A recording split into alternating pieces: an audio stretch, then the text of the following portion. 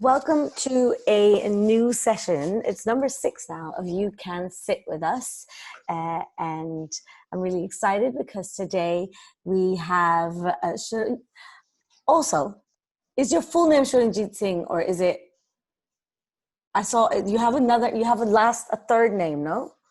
Yes, so my first name is Shuranjeet, and then kind of like my middle name is Singh, but I prefer to go by Singh. You prefer to go by Singh, okay? Because the whole Singh thing is always a thing with Singhs.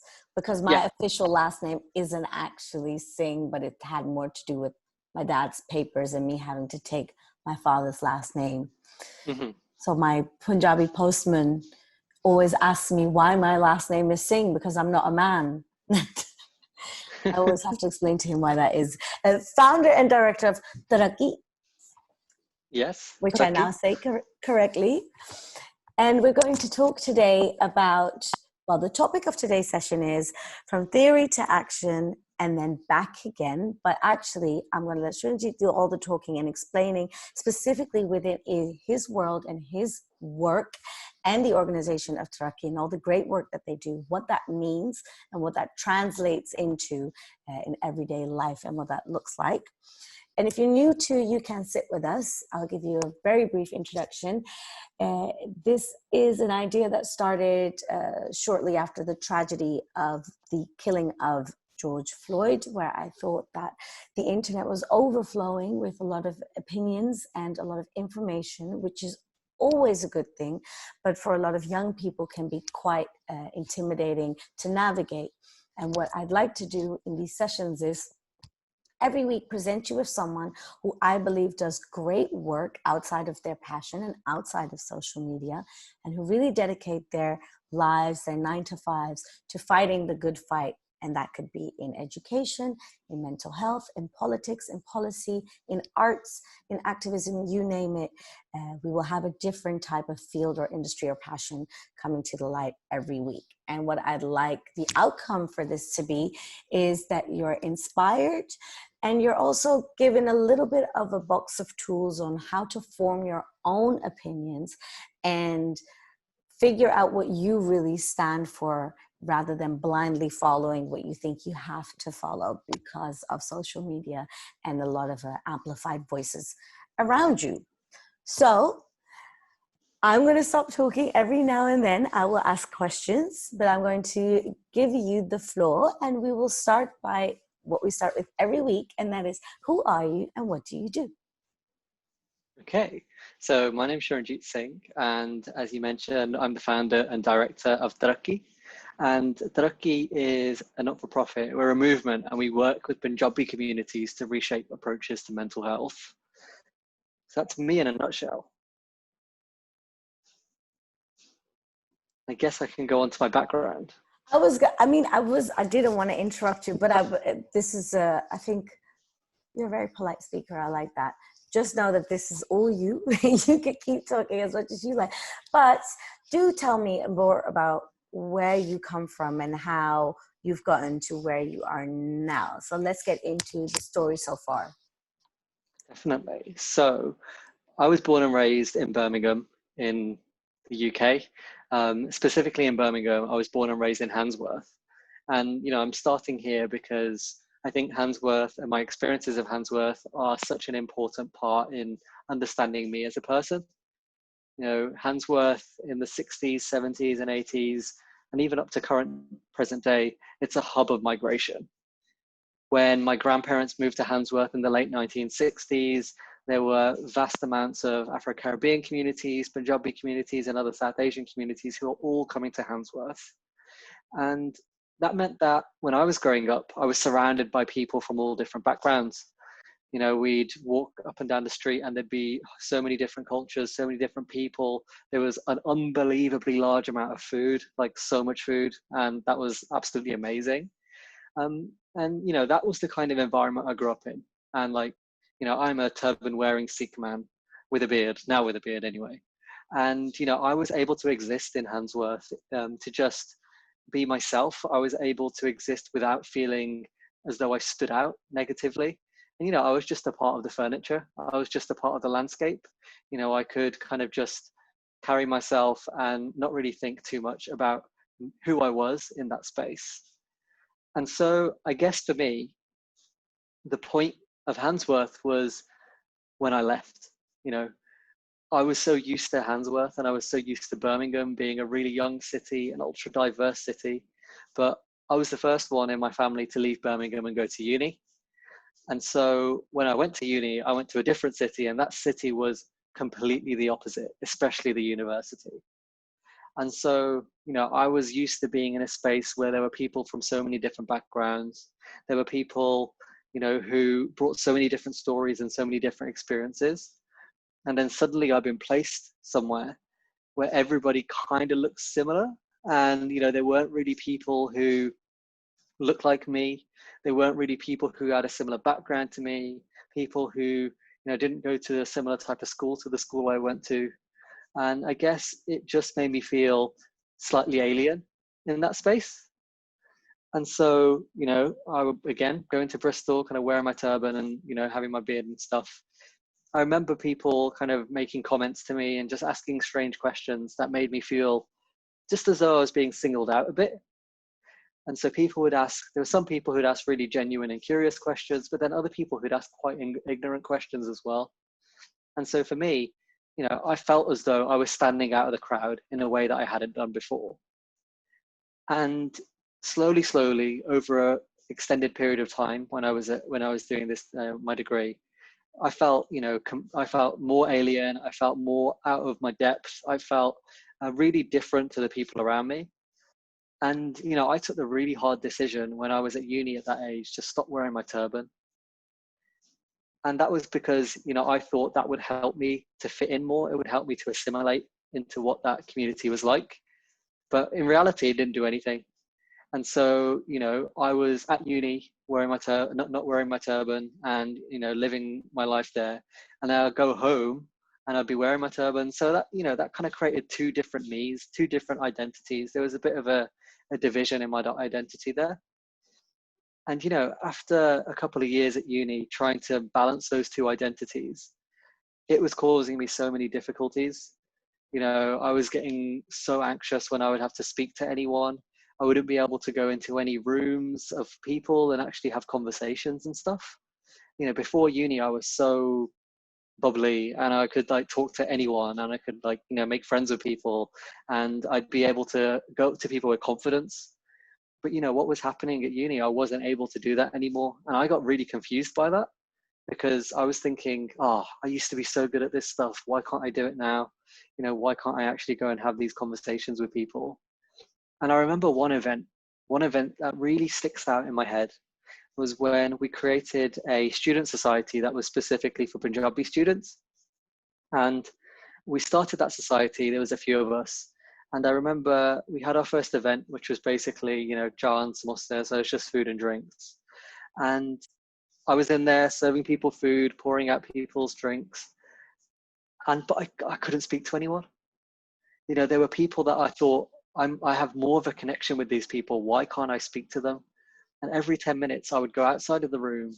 I would stand on my phone and I would look at the football scores and I just look at all the different sports scores. But in my head, I was thinking, you know, why can't I do this? Am I that much of a coward that I can't do this? You know, what is wrong with me? Why can't I go and have these conversations? And it was at that point, you know, I realized that I was going through something.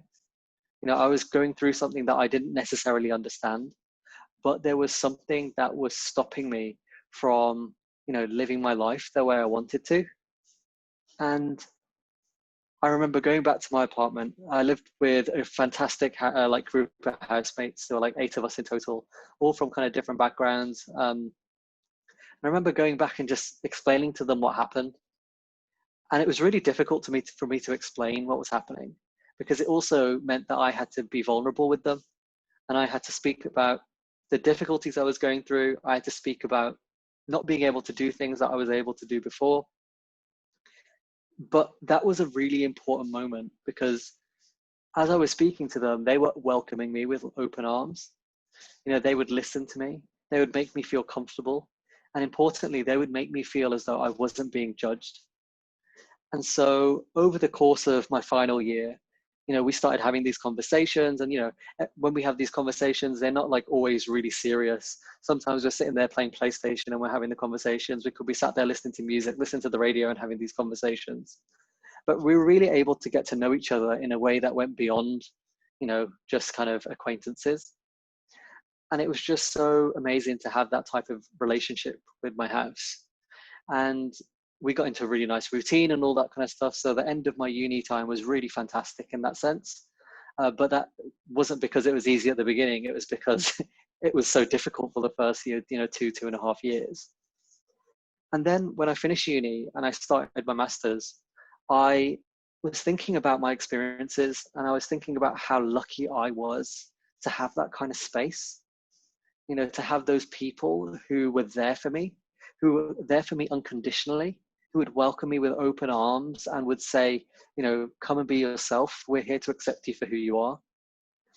And I was feeling so unbelievably grateful for that. And I remember speaking to my parents, looking home and just looking at the different people in my community, looking back to the people I grew up with, looking back to people, Punjabi people around, the country who were going through challenges themselves, but they didn't have access to that kind of support. They didn't have access, to the people who they could speak to in an open way, who they could feel comfortable with, who they could feel at home with, and importantly, who they could be vulnerable with. And so this little thought is what really started the work that we do with Taraki. And I remember, saying to my mum, I said to my mum, I want to do something related to, mental health within Punjabi communities. And mum was like, wicked, do it. Dad was like, wicked, do it. And I was like, okay, wicked. And it's my mum who came up with the name Taraki. That's really amazing that your parents were so encouraging, though, because I think, the common narrative, which is also a taboo we need to start breaking away from, is that all of our parents want us to be lawyers or engineers or doctors, and that nobody of that generation within our community understands the importance of mental health, and et cetera, et cetera. So were you expecting that from your parents, or was it a little extra? Oh, wow. So I guess for me, it was kind of expected, mainly because, when I was going through my difficulties at the worst point, I didn't go and talk to my parents about my difficulties. And that wasn't because I didn't think they'd understand. It's because I wanted to be seen as living independently. I was away from home. I wanted to be able to look after myself, all that kind of thing. And I guess it was just interesting that, I said to my parents that I want to do stuff in mental health when I had like a job offer for somewhere else. And, I was seemingly going in a different direction. And, that was probably the biggest blessing I could have got, is the blessing from my parents. For them to say, yeah, go on, do this. And then, mum came up with the name Taraki, and Taraki it's a verb. It's in Punjabi, it's in Hindi, it's in Urdu as well. And it means to progress. So, what we're looking forward to is, what are we going to do moving forward? How are we going to advance? How are we going to take our work forward? I honestly would never have been able to come up with that name. So again, shout out to my mom. Like, she Shout out, brought me into this world, man. brought Taraki into this world. That's amazing. I was going to ask you, because I would say almost fluent in Punjabi, but I didn't know what the word meant at all. So I'm glad you explained that, because even for me, it's important, especially when it's a mental health any organization, anything that is an extension of yourself. I think putting thought into a name of what that represents and what it means Definitely is super important. And for me at that point, one of the people who was most important to me in being able to talk about mental health openly, were conversations I was having with my dad. So, my dad would open up to me. He opened up to me about the difficulties that he'd experienced in his life. And I envy that so much, because I have the typical non-emotional, non-vulnerable relationship with my father. And I think all my cousins will say the same about all of my uncles. So to hear that is very refreshing, because we've only ever had the open confessions of experiences and feelings from our mothers. And I will actually even add to that, in our cases, and I'm talking about in my family, these confessions from our mothers come at times of difficulty, where they feel like they can't get us to understand what they're trying to say. So then the last resort is, I now have to, almost like again, it's like being vulnerable but being weak. That part of getting us to understand that they also have been young one day and have seen it all is almost a showing of weakness. So for you to say that you've had these heart to hearts with your father, that's like music to my ears, because I still wait to that day that I can have that relationship with my father. And I feel like it's when people kind of say, you know, who's your role model and all this kind of thing. And it's my dad. Like, he, in front of me, he subverted what it meant to be, what it is to be a quote unquote man. You know, if we grow up with the idea that men need to be like this, they need to be emotionless, they need to be brave or strong constantly, they can't show vulnerability, they can't talk about other kinds of emotions. If we're taught that for so long in our lives, it becomes a norm, and it becomes something that we don't question. And so for me, with my dad literally questioning that right in front of me, having these conversations, it was just such an amazing moment. And people say, like, you know, there are people look to other people to have those conversations, but it's so important for us to know that we all have that potential to have those conversations with others in our lives. So, you know, we don't need to look for, oh, this person's a role model for this person's a role model for that. You know, everyone has the potential to be a role model in that sense. And we don't have to wait till someone else comes along and, you know, helps us unlearn these rules. We can actually start doing that ourselves, you know, whether it's with our siblings, our family, our friends, you know, anyone who we come into contact with. And that's one of the things, you know, I try and make obvious when we're doing, especially our male mental health work. It's, you know, having that emphasis that where we might be talking about these things in a certain way within Taraki, but we want to take this outwards as well. And I think, you know, I'll kind of go on to talk about our male mental health work a bit as well. Exactly. Just because it links in with the theme, you know, the theory, from theory to action and back again. Because when we started Taraki, we were like, okay, good idea. Let's see how we're going to do this. You know, what kind of stuff are we going to look at first? So when I was in uni and when I was doing my undergraduate degree, a lot of the things I was looking at were ideas like masculinity. We were looking at things like, you know, gender, how the intersections between gender, race, you know, nationality, ability, all these different kinds of things. And for me, there was something specific about male mental health within Punjabi communities that I really wanted to look at. Because I would speak to some men in my community. I would speak to them and say, you know, I was talking to them about mental health, and they'd say, oh, gore de chija, which means, oh, mental health, it's a white person's thing. And, you know, I would look at them and I'd say, that's, you know, it's not the case. But I didn't see anyone in the media, or I didn't see anyone in popular culture or the news who was speaking about male mental health from the perspectives of my male relatives. It was the same people having the conversations. And so we really started at the beginning doing a Punjabi male mental health project, where we wanted to get people who look like our relatives, who look like our male relatives, our male friends, actually talking about these topics.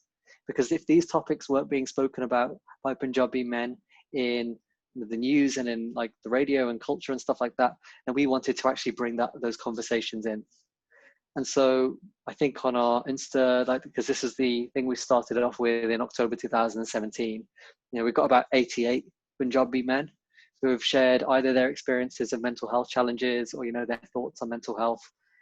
And what that did, in my opinion, was bring a conversation out of the private and bring it into a public area. Suddenly, mental health was something that didn't need to be kept inside. people had the option to actually talk about this thing openly. And that's not us saying that every single man needs to talk openly about their mental health. But what we're trying to say is that if you do want to speak openly, it's a valid choice and you shouldn't be looked down upon for that choice. And it was just so cool to see these conversations start taking place because it was growing in front of us. Like at the beginning, it was so difficult to get people to contribute. And slowly, as people gain more trust, we were able to actually develop this work. And can I ask, sorry, yeah, well, you said it at the start, it was quite difficult to get people to join in on these conversations and to open up. What were reasons for people to say, actually, I'd rather not, or I'm not comfortable doing this? So I think part of it was people wanted to be anonymous whilst doing it. People were scared that, their relatives or their friends might find something out and it might affect, their particular status in their community or the status of their family. It might hinder their life chances if someone finds something out about them. Because there was this underlying view that if you're going to talk about mental health, you're going to be stigmatized in a way that will push you to the margins of society. And so, every day I look at the people who first spoke on our platform and I say to them, you are the people who set the tone. You're the people who push the boundaries because you're the people who have shown so many others what's possible in that discussion. Because suddenly, after the first person, there was a second person, and slowly, when you get to about 10 or 15 people, the people who come next don't feel as alone in those conversations. They're able to actually combat that negativity. They're able to combat that stigma and say, well, I'm standing with the people who have come before me and they've set this path and I'm going in that path. And so it was so cool to see that. And then, as that work developed, people wanted to see, especially Punjabi men, they wanted to see different kind of spaces made for this mental health discussion. Yeah. And so we started something about a year and a half ago called Chai in the City. So Chai in the City is a open group for Punjabi men. And they meet up, or before the pandemic, they were meeting up once a month in London, once a month in Birmingham. And we also started one in Canada as well, in Toronto. Wow. And so these little meetups would happen once a month. And these were spaces where Punjabi men could come and speak about any topic they wanted to without fear of being judged and without fear of being shamed. And it's very much linked to the situation that I had with my housemates, where we could go and we could be ourselves unashamedly, and we could grow together, we could learn together, we could sit and listen. We didn't even need to speak, but we just be in the presence of people. And in that presence, you're unlearning so much about what it means to be a man. And you're rewriting rules so that we value vulnerability and we see it as a sign of strength rather than something that's weak. And so it's been so amazing to see, our coordination teams in London and Birmingham as well, and in Canada, kind of put these spaces together because they're the people who are literally changing the rules for what it means to be a guy. They're questioning all the toxic things that come along with this, and they're trying to think, how can we move towards something that is more just, not only for men, but for the men people engage with as well. And it's just been so amazing to see that kind of space. So every month they'll talk about a different topic. So for example, one month they can talk about, say, racism in the workplace. I know that's happening soon. They can talk about anxiety. They can talk about body image, all these different kinds of things. And a lot of these times, these men can't have these conversations with their family or friends outside of that space. So what we're trying to do is equip people with the tools to be able to have those conversations and to be confident in having those conversations. And how does that, before we go into parts of the community outside of straight men who are Punjabi, can I ask you, because you've just mentioned different cities and even a whole other country, and there's operations running all around these cities. Who do you work with, and what does like a working week look like for you? So at this very moment in time, I am doing my master's. So I'm doing a master's at the University of Toronto in health policy. And so my working week is I've got my thesis, which is a massive research project I'm doing at the moment. There's that, which is taking a lot of my time. There is the Taraki work. So we have a team of 14 volunteers, and we have volunteers who run our different projects and our different forums, and they're based all around the UK. And so our work in Canada, we started a male forum that has now been taken over by a local organization. And so we kind of kick-started stuff there. We started bringing people together, and now this amazing organization that works in the area is taking it forward, which is perfect for us. Amazing. Because we just wanted to kickstart that conversation. We didn't want to, I'm based in Birmingham. I can't coordinate things with, it's a 5-hour time difference. And so it's been really cool to see that. And so I guess my working week is Taraki, and then I got some part-time work. I do like consulting and advisory stuff for like mental health research, and then a lot of it's Taraki. Yeah. Everything you do is in the same realm of health and mental health and healthcare, and yeah, it all intertwines and feeds into each other.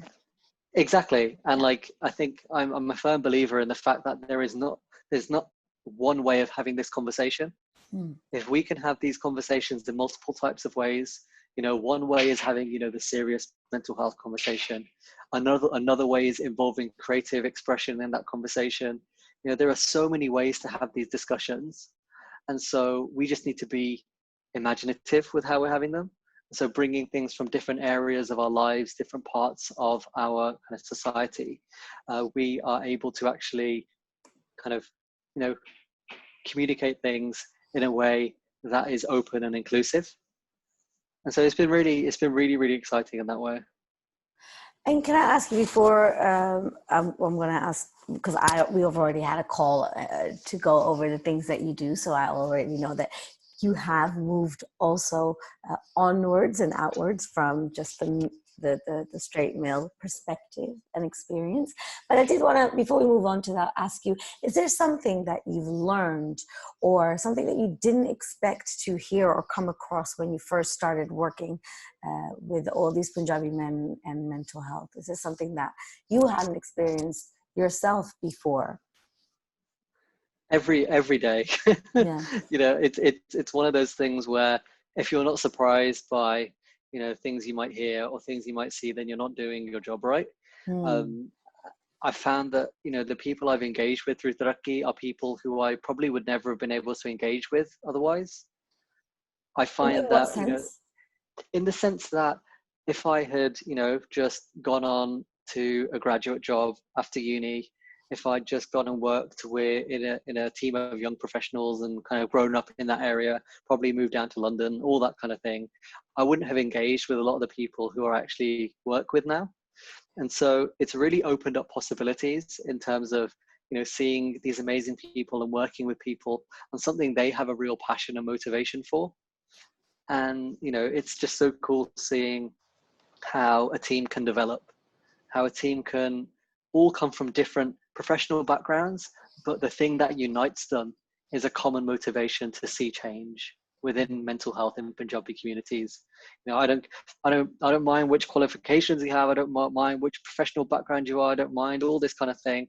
But if I can see that there is a genuine motivation and a genuine, feeling from you to actually want to see change, then, welcome on board kind of thing. Amazing. Just a little time comment. We're halfway through, just so you're aware. I would really like for you to tell everyone how you've then taken that pillar of work and extended it to, let's say, smaller communities within an already small community within the UK and Canada, I guess, as well. Definitely. So, one of the things that stuck out to me straight away is when we sometimes say we want to work with this one community, we are reducing that community down to a single identity. And we completely push away people who exist at multiple intersections of identities.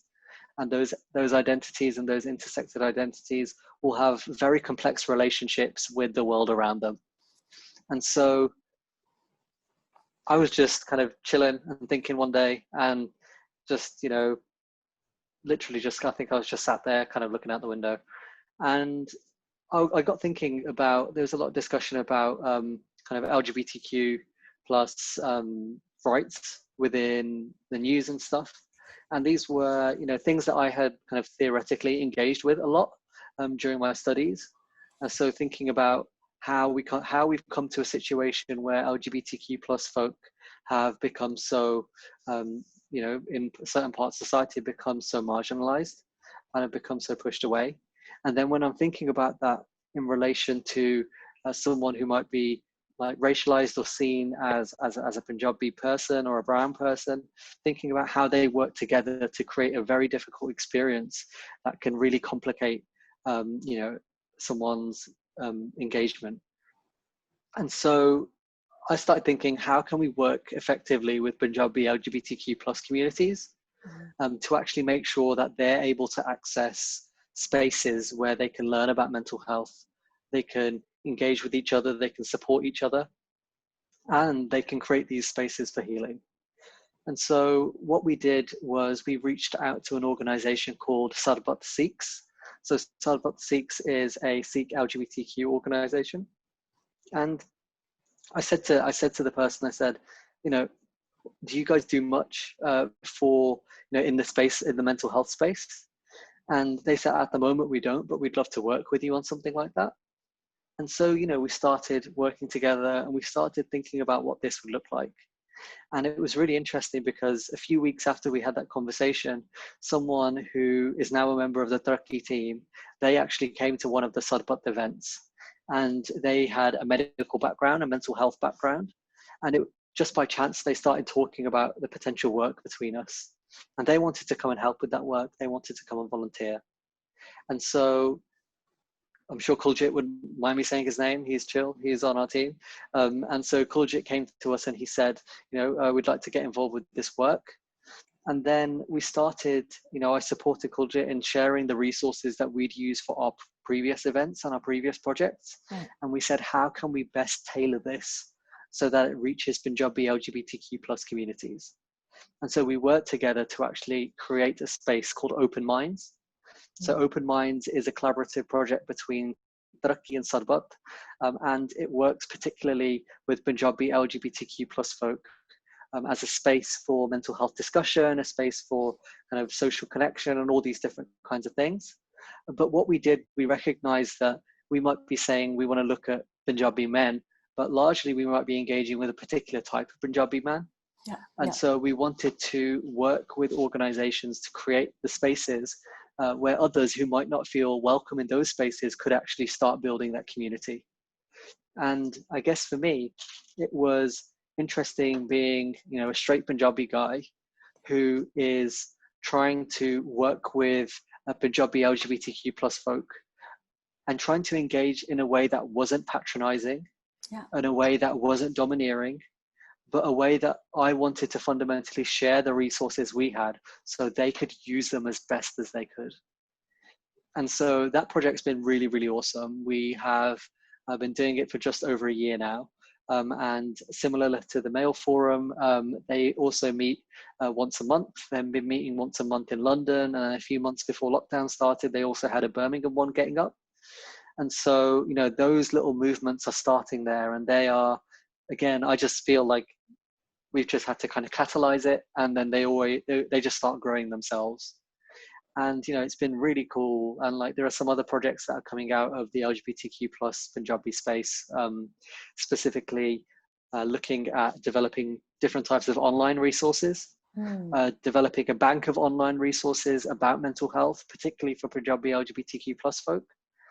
Because we did a bit of research recently, and one of the bits of research actually showed that Punjabi LGBTQ plus folk were more likely to use social media and other online supports compared to other communities. Okay. And so, and because we want to try, we're looking at what people use, and we're thinking, how can we bolster this? How can we actually meet people where they are, rather than saying, all of you come here, but rather we want to go to people, we want to see where they're at. And so, yeah. And if I may ask, I think it's really important and really interesting that you explain that, you know, you are coming at it as a straight male Punjabi perspective, and you don't want to overpower, overtake, or dictate the conversation and not be patronizing, but instead provide tools. In a nutshell, could you maybe tell us what some bullet points or key points are that you've learned throughout this process of how to do that without being patronizing or without, you know, invading a space? I guess for me, it's always to try and drop all the assumptions I have. You know, I might have been doing, you know, mental health work for several years, but if I'm working with someone who hasn't been doing it as long, or if I'm working with a community or subsection of a community where these discussions are at a different point, it's acknowledging that, and it's making sure that we're moving at a sustainable pace. So, you know, we don't want to go into somewhere and say, this is what you need, this is what you need, this is what you need. What we want to try and do is create a space where people are comfortable enough to come forward, and we can talk about, you know, what works in their lives, what can be improved, and then we can think about what solutions we can build together. Solutions that aren't dependent on me, solutions that aren't dependent on Taraki, solutions that will fly by themselves. And this oftentimes takes time. You know, it's not something that comes around in a month. It's not something that comes around in a couple of months. But there's a lot of emotional labor that goes into this type of thing, in a way where we're building relationships. We are making work easy for other people in different ways. We're trying to, you know, we're trying to make this fundamentally something that's rooted in compassion rather than just a process or a corporate model. We're trying to make this based on the fact that we're looking out for each other. We're trying to look out for the people around us. We're trying to support them. We're trying to encourage them to support themselves, encourage them to support the others around them. And so for me, that all takes a lot of time. And so my main thing was, you know, learning how to be patient, learning how to understand that, you know, we might think we know best, but a lot of the time we don't. We might think we know best because we've seen one thing work in one particular part of the world, and we say, oh, this worked here, so it's going to work here. But that's not how life really works. And so I'm reminded of this every day. And, you know, for us, it's about constantly checking our ego. You know, this is why I'm really grateful for being at home, because if I say something silly, or if I'm talking like, you know, if I'm kind of like bigging myself up a bit too much, you know, like mom and dad, my brother and my sisters, or my brothers and my sister, they'll kind of pull me down. They'll kind of call me out. They'll say like, what do you mean? Like, what does this even mean? And You can so always for count me, on family members to do that for you. you can, and sometimes it's not necessarily a good thing, but in my thing, you know, I'm really grateful for it. Yeah. And I think, yeah, for me, it's just been a space where I have had to reflect on myself a lot. You know, when we're having group meetings, sometimes you feel, okay, I need to talk now, but like, do you actually need to talk?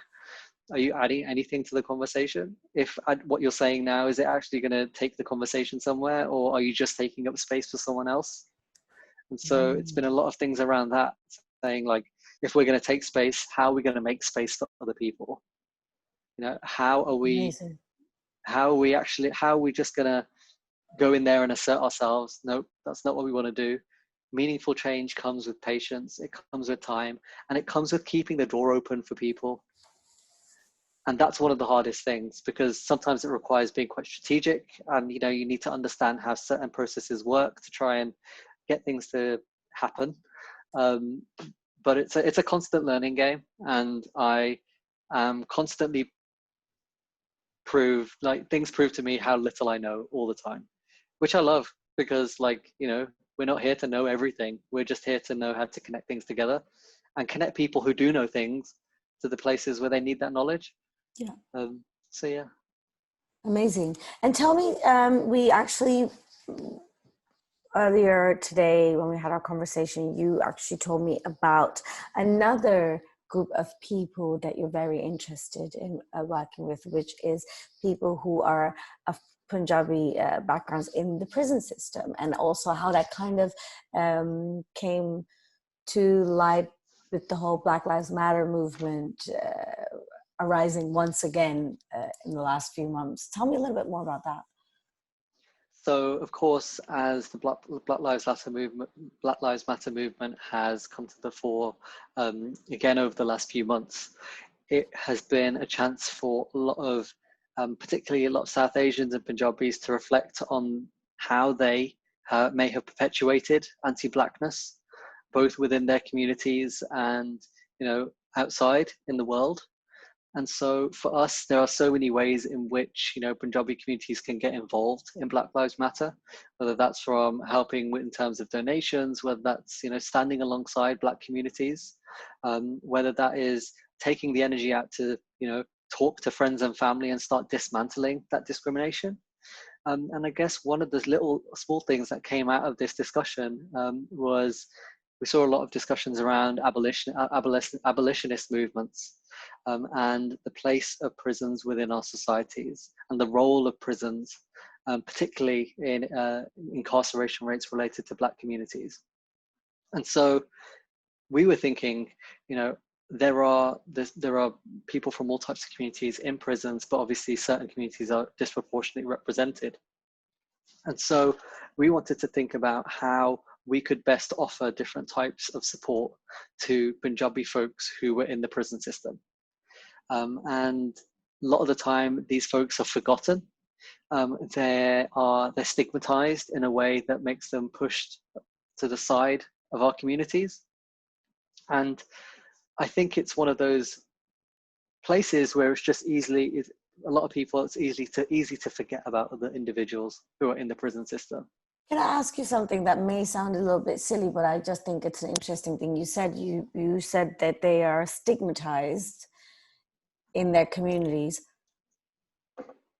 Is this all across people who are in the prison system from all different backgrounds, or are you talking specifically who are of Punjabi background, and if so, how are they stigmatized in a different way than, for example, someone who is from the West Indies or who's from Europe? Or could you explain?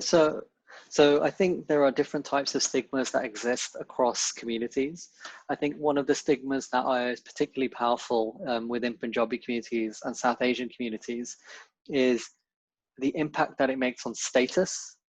And that's not just the status of the individual, but that gets put onto the status of the family, and that gets put onto the status of their family, and it kind of it starts growing and growing, and then individuals and whole communities are started to be painted as negative in certain ways. And so I think that's so important. I think what you said is so important, because I recently had a conversation with someone, that I'm kind of dealing with, and their family members having been in prison or currently being in prison. And I very openly said, for my parents, this will always be a problem if I bring a man home and something, even though it's not you, but it's someone who lives their own separate life, separate to you, there's this judgment. But what my family will never tell you is that my uncle spent time in prison. I have probably multiple uncles who have spent time in prison that I haven't even been told about.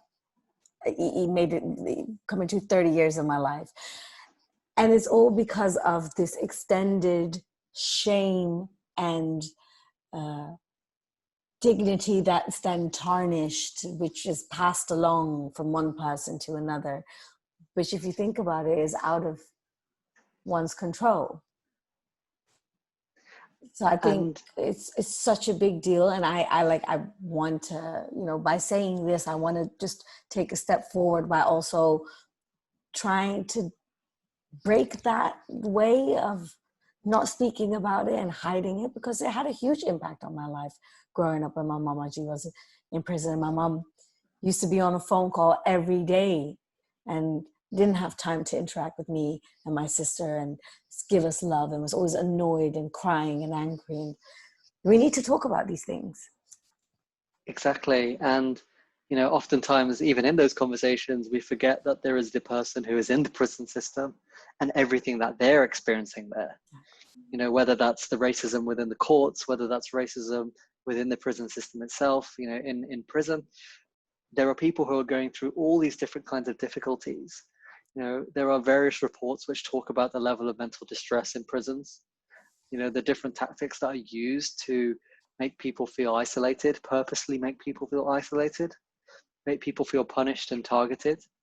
And I think those are particularly important when we're talking about mental health. We cannot have that discussion without looking at these systems which purposely make lives more difficult for individuals. And the prison system is one of those things that make lives incredibly difficult, not just for the people outside of prisons who are having to deal with that, but fundamentally for the people in that system. And so what we're trying to do, and this project it's very young at the moment. We've been working with a solicitor, and we've worked with that solicitor to develop a booklet specifically for Punjabi people in the prison system, where it talks about mental health from a few different angles. It talks about faith and mental health, gives a bit of evidence and stuff. But then it also has the testimonials that we've shared on our website. So like a load of male mental health testimonials, things that people won't necessarily have access to if they were just to pick up a random book on mental health from a prison library. And so moving forward, we don't just want to shine visibility on Punjabis within the prison system, but we want to make that explicit link between those types of institutions and the difficulties that they enforce on other individuals with regards to their, whether it's physical well-being, emotional well-being, spiritual well-being, all these different things. We want to make it obvious. We want to make that connection obvious between the prison system and really, really bad health outcomes. Because if our mental health movement doesn't include LGBTQ plus folk, if it doesn't include folks in the prison systems, if it doesn't include people who are in very adverse life situations, then we're just serving ourselves. And so every day I'm reminded that there are individuals who we aren't necessarily engaging with, and that means that we're making the movement feel exclusive, when in reality we want this to be a force for unification rather than something else that is a force for division. This is an opportunity to unite in a world that fragments us, in a world that pushes us away, in a world that polarizes us. This is an opportunity to bring people together, based on compassion, based on empathy, based on seeing each other as human. This is a moment, and it feels really cheesy whenever I say this, but it's a moment that isn't just happening here, it's a global moment. And now is the time we can seize that, and now is the time we can push forward. I love it's not cheesy. I absolutely love it. Please do not say it's cheesy. I absolutely love it. I think I've been saying this over the last year or so. We live in a world that has never been as torn apart yet so together at the same time. It's because everything around us seems to be burning down and falling apart. We feel closer to those that we feel like understand us. And the internet and social media, as much as we condemn it and we blame it give it the blame for so many wrong and negative and not nice things we experience, it has also brought us together in ways our grandparents and parents could never have imagined when they were our age. And I think we need to really make the most out of that. So I back the cheesiness. I'm glad. Statement. Absolutely. Tell me, for people who aren't actually members of Taraki's staff, but would like to know more, learn more, help out more, or be more active on an individual level, but also in a more community level, what are some things that we could look into or do, or how can we get active in our own communities and our immediate surroundings? I think the first thing that I try to do, and it's coming back to our topic, from theory to action and back again, because if we want to try and incite change, if you want to try and sustain change, it's just a constant cycle between theory and action. If we've got theory without action, we're just sat there never engaging with anyone. If we've got action without theory and reflection, then we're just doing things without thinking. And so finding that balance between the two is so important. And if we're thinking about how we can start these changes and have these conversations in our communities, it's going to be, part of it's going to be reading up on why we're in the situation in the first place. And then part of it is going to be speaking with other people and just listening.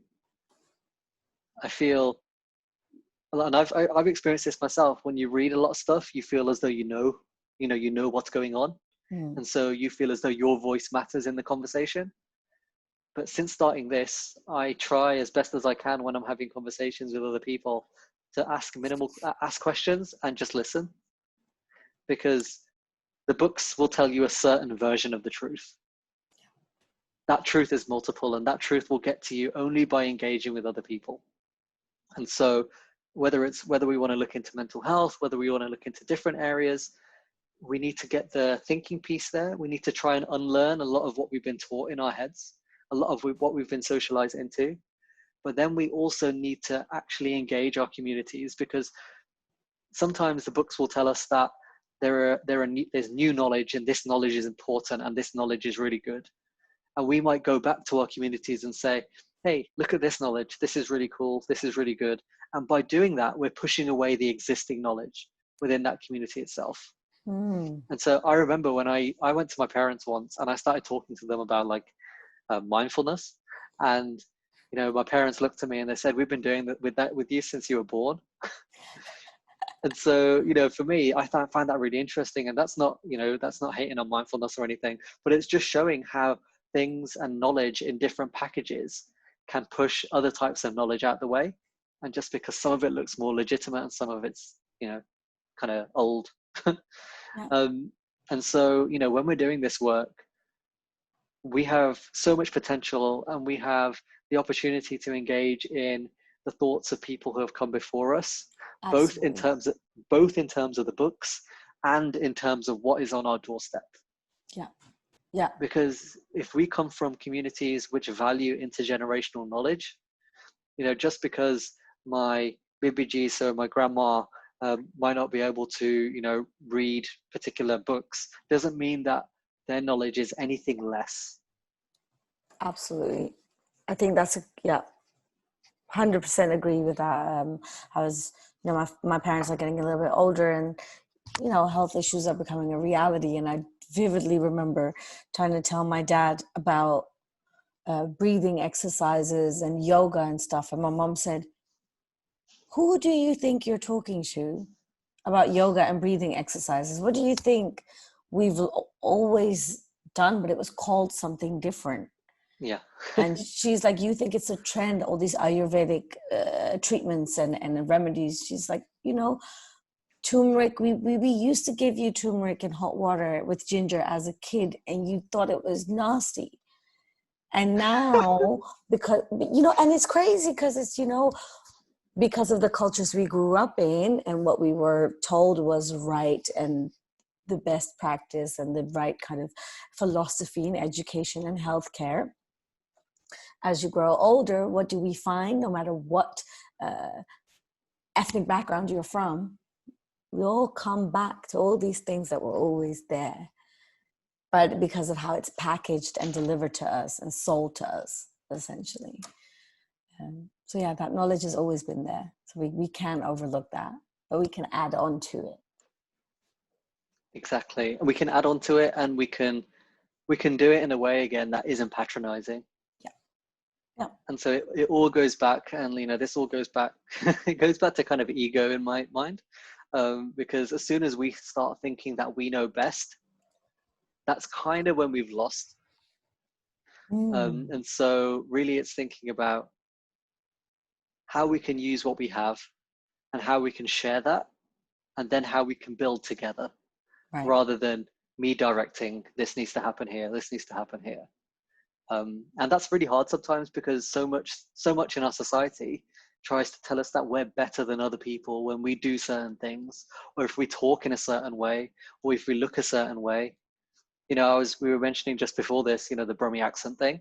Yeah. It's like, being from Birmingham, some of you guys listening might think, why, he's not from Birmingham, he hasn't got Birmingham accent. But as I was growing up, having a Birmingham accent was something that was seen as unintelligent. It was seen as something that you didn't want to sound like you're from Birmingham. Like, why would you want to sound like you're from Birmingham? You know, it's this place, it's like this, it's like that.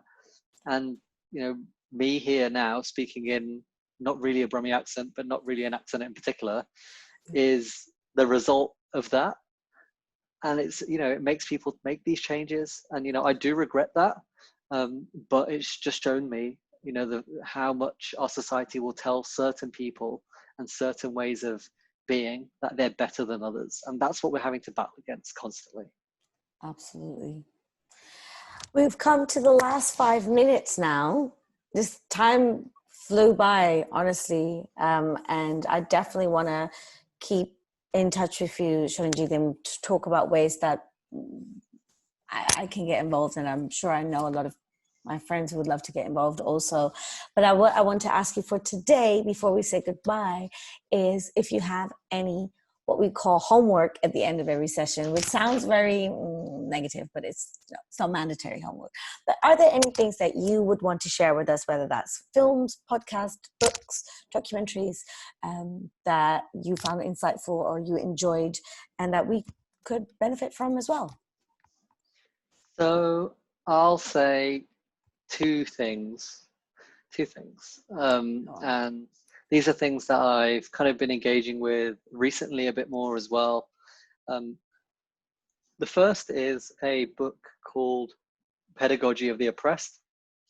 So Pedagogy of the Oppressed is a book by Paulo Freire, who is a Brazilian critical theorist, written in like 1960s, late 1960s. It reads as though it was written the other day. Okay. And so it's a really amazing book. And it talks about, you know, I'll give you a little intro. It talks about the different ways of education in our societies and how that impacts processes of oppression. So are we creating spaces in education for people to be themselves, or are we just trying to create spaces where people can just reflect the values of a dominant culture or a dominant society? So there's different types of education in that. It's a really, really great book. And for me, recently, I've been reflecting a lot about Anthony Bourdain, the chef. Yeah. Okay. And mainly because I've been watching a lot of Parts Unknown, and I've been watching a lot of what's the other one? I was reading his book, cookbook, which is called Appetite. But for me, when I watch Parts Unknown, I've watched all the other kind of cooking shows where you have really patronizing people who talk about culture in these Black and brown communities, and, you know, how good the food is, even though those individuals might be living, you know, lives that are quote unquote worse than, you know, folks in the West. But I just look at the way that Anthony Bourdain kind of handles himself in that show, and I always think it is done very in a very humble way. He likes to talk, but he also likes to ask a lot of questions. And I feel, you know, no one is, you know, I'm not a person who believes in looking at other people as like heroes or role models in that sense, because everyone's got their flaws. But just the way he carries himself in certain episodes, for me, shows that he's genuinely and meaningfully engaging with others. And you can tell by his body language, you can tell by the questions he asks, you can tell by how he confronts his assumptions. You know, he actively confronts them. He says, you know, I thought this was going to be like this. You know, the media has told me this about this place, but, you know, what I've actually experienced here is completely away from that assumption. And so, you know, no one's perfect. Anthony Bourdain's not perfect either, but I feel that the way he carries himself in that show is really cool. And I've enjoyed watching that recently. So, and it's available online. You can watch that as well. So yeah, that's the homework.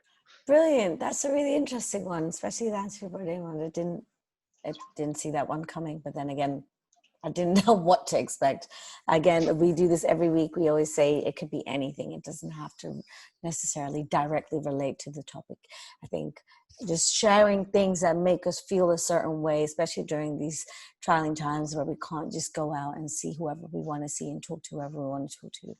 All these little things are very, very helpful and can become bigger things. Shuranjeet, I want to thank you so much. I am hugely inspired by the work that you do. I think please keep at it, because we need more people like yourself to do the things that you do, and it's has a domino effect on